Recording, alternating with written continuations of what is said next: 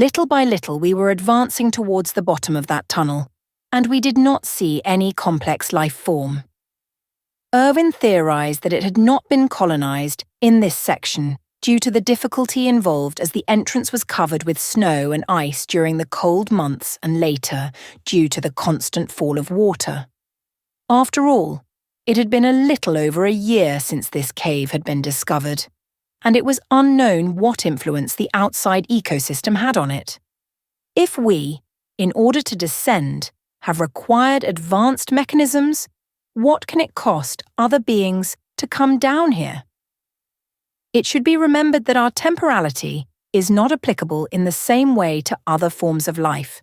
Do you remember how slowly time passed when you were little? The same happens with other living beings. I will explain myself. What perception of time do you think a fly or an insect whose life is days, weeks, or months has? What meaning do our years have for beings who live 2.5 years maximum?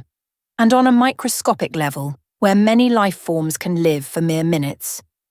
You must think that our time frame is ours alone, and that somehow it is only up to us to count the seconds as the average heartbeat of someone of our species. Minutes, hours, days, weeks, years.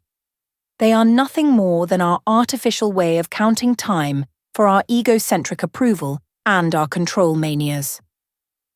We were exploring the galleries little by little. It was clear that no human being had descended before, since there was no trace of tools or human culture.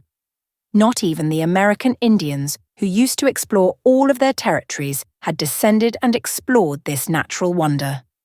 The entire cave showed signs of erosion by water in its liquid and solid stages. It was easy, to a certain extent, to get used to the idea of its creation hundreds of thousands of years ago due to the mineral typology that we were finding.